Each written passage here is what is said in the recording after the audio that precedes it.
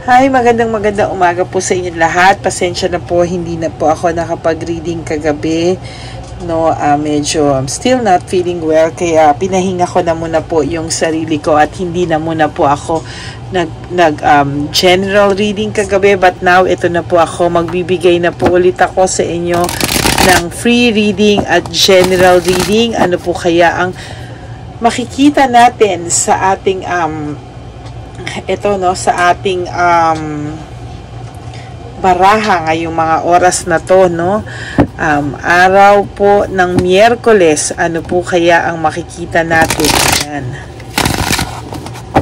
Okay, tingnan po natin. Pili po tayo ng 10, no? Okay, so 1,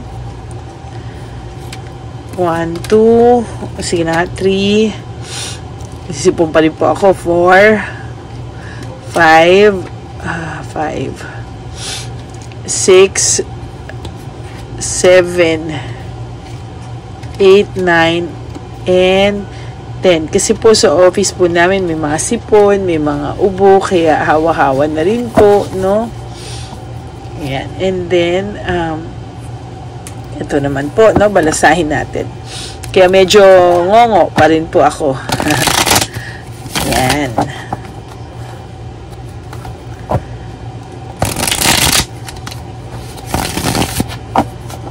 Ayan po. Pili po tayo ng 10. Okay. 1, 2, 3, 4, 5, 6, 7, 8, 9, and 10. Okay.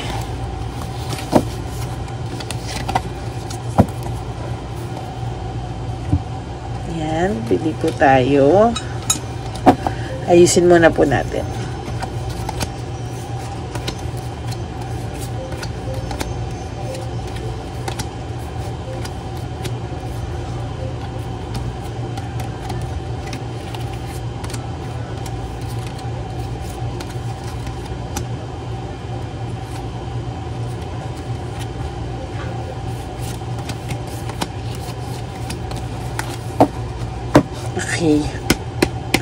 Okay, simulan po natin. Ano po bang makikita natin? Forgiveness and recovery. Okay, ang person nyo po o ang taong nyo po ay talagang gusto po talaga, he's dying to come back to you. No? Para ngayon po, naisip na naman po niya na gusto na po niyang bumalik sa'yo. No? Pero hindi po niya pa maiwan-iwan kasi to si Palaka, no? For some reason, meron pa po siyang inaayos, no? May inaayos po ito sa situation 1. Parang may nakikita ko na inaayos pa niya. Sa situation 2 naman po, gusto niyang bumalik pero parang wala siyang initiative. And for situation 3, sa nakikita ko, gusto niyang bumalik pero pinipigilan na po niya yung sarili niyang bumalik. Kung sa pagmamahal po ay talagang may pagmamahal pa po itong taong to sa'yo, hinahanap-hanap niya po ang pag-aalaga mo sa kanya, no? Wait. Hinahanap-hanap mo niya po ang pagmamahal at pag-aalaga mo sa kanya.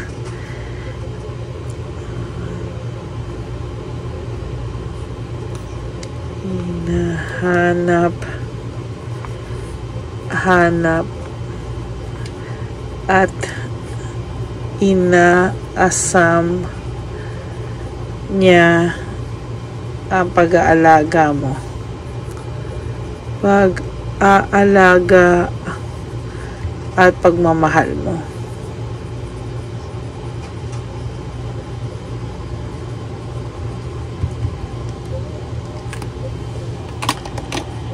Yan. So, hinahanap-hanap at inaasam-asam niya po ang pag-aalaga at pagmamahal mo, no? Nalulungkot po itong person kasi hindi niya na po maranasan yung pagmamahal mo at pag-aalaga mo po sa kanya, to be honest with you. Holding on, nag-holding on pa din. Holding on meaning nag-hold on pa po siya talaga na baka someday maayos nyo pa daw, and there's fear of change. Natatakot po ito na totally no, magbago ka po ng tuluyan sa kanya na, no? Ayan hindi po ito talaga totally nagle-let go. Kung kahapon gusto niya po mag-let go, o no, isang araw gusto niya po mag-let go, ngayon naman po nag-hold on na naman siya. Talagang roller coaster ride itong taong to, no? There's mental disease, meaning hindi naman to mental disease na mental disease talaga, no?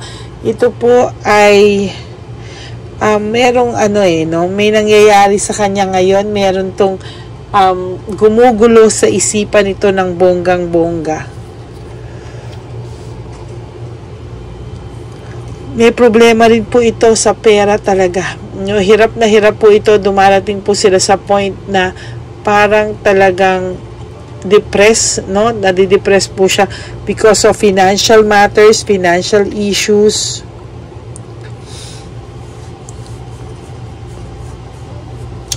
Hindi naman po siya sa tamad, no? Pero kahit ano pong gawin niya, minamalas talaga siya, no?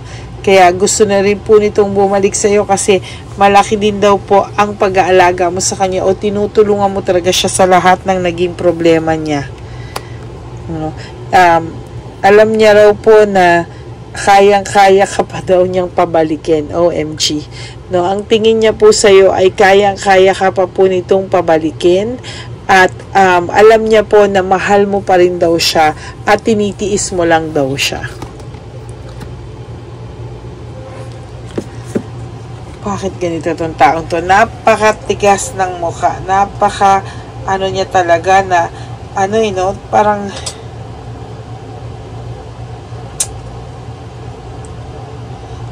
niisip niya na mahal mo pa rin siya Talagang kinahawakan niya pa yun na kahit anong mangyari, hindi ka bibitiw sa kanya. No? Na mahal mo pa din daw siya.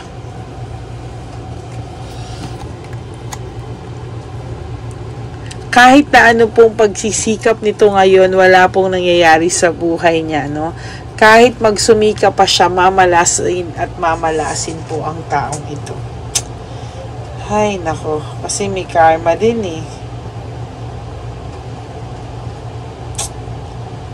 Dinadamdam ko yung energy niya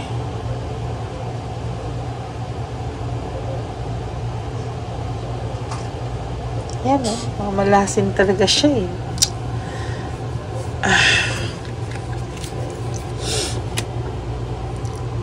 Pasensya na kayo medyo yung energy ko po kasi meron pa akong sinat na konti, no?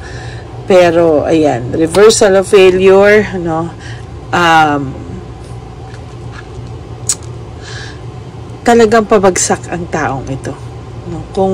Kung talagang sa pabagsak po talaga ang taong ito, to be honest with you, no? Ngayon niya nakikita yung truth and clarity kung gaano ka naging mabuti tao sa kanya. Ngayon niya po napapatunayan, no, kung gaano ka kabuting tao, pero hiniwalay ang kanya, nagdulot siya ng family problem sa'yo, delayed success, lahat, no? Sinaktan ka nitong taong to. Yan Sa totoo lang po, no,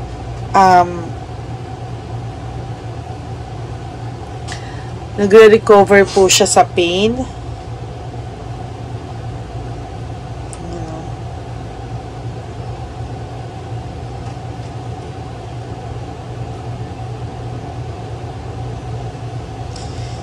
Ini-imagine ko yung pakiramdam niya ngayon, niraramdam ko yung pakiramdam niya ngayon.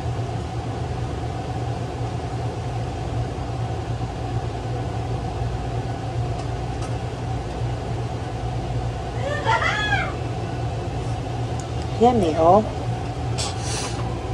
Kailangan po kumbaga, sinasabi nitong taong to, kailangan niya deep inside mapatawad mo siya kasi hindi daw siya kakapitan ng blessings or ng swerte kapag hindi mo siya napatawad, no? Somehow, alam niya pong sinusumpa mo siya or galit ka sa kanya, no? Alam niya po na galit ka sa kanya, o for some of you, hindi man sinusumpa, pero alam po niya na nasaktan ka at nagalit po talaga sa kanya ng totally. Gusto man po niya magkaroon ng new beginnings with you, pero sa totoo lang po, hirap na hirap po siya. Ayan, o.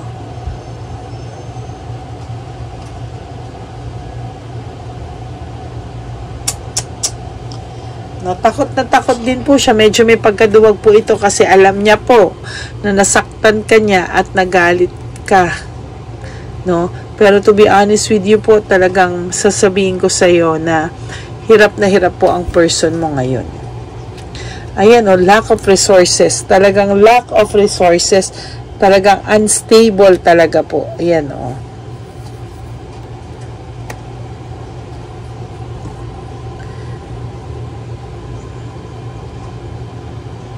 Give up. Gusto na pong mag-give up nitong taong to sa lahat ng mga malas na pinagdadaanan niya, sa lahat po ng mga kamalasan, karma na gusto niya na po, overwhelmed na po siya. Gusto niya na po ng peace of mind. Kaya somehow he's hoping na mapatawad mo siya, pero wala naman siyang ginagawang effort. No, iniisip niya po yung masasayang memories niyo together. Takot po ito sa suffering, no? Gusto niya pong i-avoid yung mga disaster na parating pa daw po sa buhay niya. And you will have a fruit of labor or rewards coming from the universe, divine universe po. Yan, that's it for your card, no? Hinahanap-hanap at inaasam niya po ang pag-aalaga at pagmamahal mo. Okay? Ngayon po, tingnan po natin kung ano po ang makikita natin sa kanyang Oracle, no? Ano po kaya ang makikita natin sa Oracle?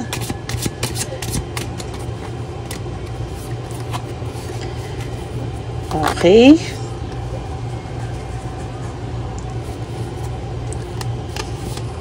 One, two, three, 4, and 5. Okay, 1, 2, 3, 4, 5. Sexual desire. Oh my God. Namimiss ka po ng person mo talaga. Hinahanap-hanap niya talaga at inaasam-asam niya yung pagmamahal, pag-aalaga mo, pati karisma mo sa kama, hinahanap niya po. Oh my God. Sobra ka talaga niyang namimiss sexually, no? Wag naman sanang sexually ka lang niya namimiss, no? Sexual desire, I long for your kiss. Talaga pong naiisip ka po nito, no? Pati po yung sex life nyo, naiisip niya po ng bongga. Don't wait for me please. Sa totoo lang, sa ngayon po, wala pa po ito talagang initiative para lumapit sa'yo. Kaya po, dinidesire ka na lang niya or pinapantasya ka niya. Kasi alam niya may painful memories na naidulot siya sa'yo. Kahit na po na it is dark without you, he misses you so much. Pero wala po siyang magawa kung hindi pagnasahan ka na lang muna sa mga oras na to. Oh my God. No? Pinagnanasahan ka rin niya ng person mo. Ayan, no?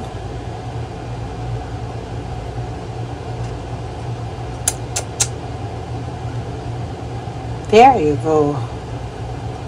No, ayan po, no? Teka, ha? Tingnan natin kung gaano ka pinagnanasahan itong taong to.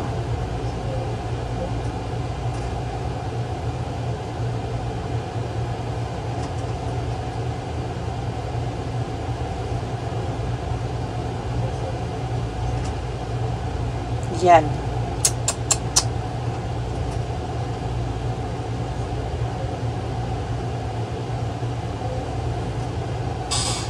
Sobra ka pong pinagnanasahan ng person mo ngayon. Nafe-feel ko po sa energy niya.